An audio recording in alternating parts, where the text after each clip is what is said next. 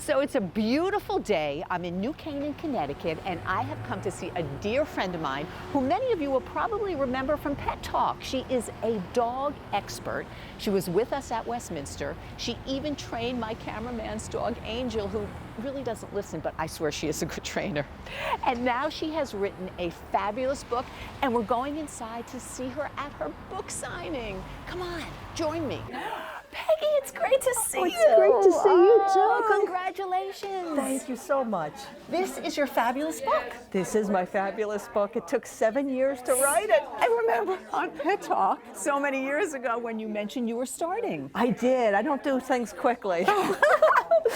But it is really fabulous. Thank you. The Dogs of Camelot is a story about President Kennedy's dogs that he had in the White House. And also, I'm so lucky that the fellow who wrote the foreword for the book, Clint Hill, is one of America's iconic images where he was on the back of the limousine in Dallas. And he wrote the foreword for the book, and he said the happiest that he ever saw President Kennedy was when he was interacting with his animals. I love that. So this is what we did. We did the research for the book. We went through the Kennedy Library documents, probably about 100,000 documents, and we pulled out some never-before-seen photos of the dogs. And it's an apolitical book.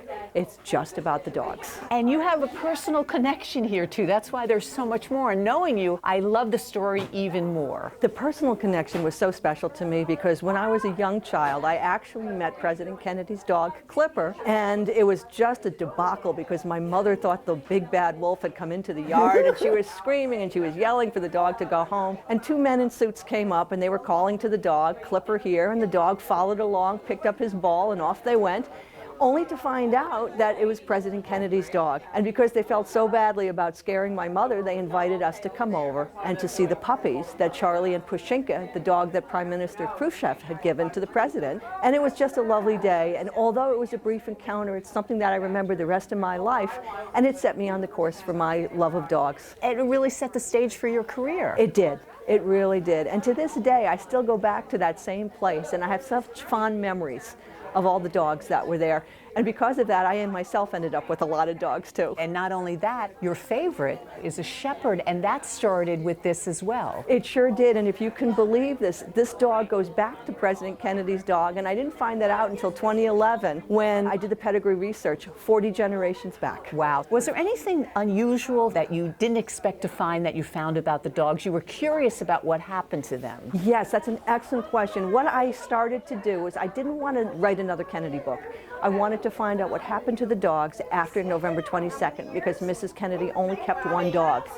And I tracked where each one of the dogs ended up following that sad day on November 22nd. And I guess they all ended up wonderfully, but they didn't really know homes. They were from the Kennedys. They didn't, and that was something that was very important to Mrs. Kennedy. She did not want them to know who the dogs were and their background. So she gave them to people that she thought would love and care for them, and they did, and they all had really nice long lives. So for you, this really was a labor of love. I mean, it must have been incredibly satisfying then to find out this mystery that you had been thinking about so many years. It really was, and it became a passion. In fact, I was at the Kennedy Library so many times, they actually thought I worked there.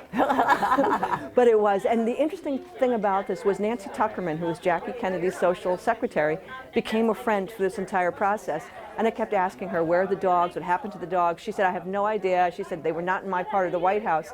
And when they opened up Mrs. Kennedy's files 2 years ago, every piece of information that Nancy had squirreled away was in that file. Oh, wow. So that's how we were able to finish the book. Wow. This is the book. It's really so fabulous. Where can people get it? And will you sign one for me? Yes, of course I'll sign one. You're such a dear friend, absolutely. You can get it on Amazon. The Elm Street Bookstore is sponsoring us tonight, so your local bookstores will be covering it too. I really love it. It's just rich in history, and any dog lover, any animal lover can come away with this, and any Peggy Reed lover will come away double with this because it really is, it's such a great story. Thank you. So here you go. Folks can get in touch with you where?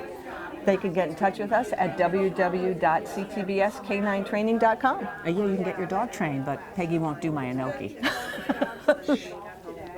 Thank you. This has been Lauren's Crazy Pet Show. Thanks so much.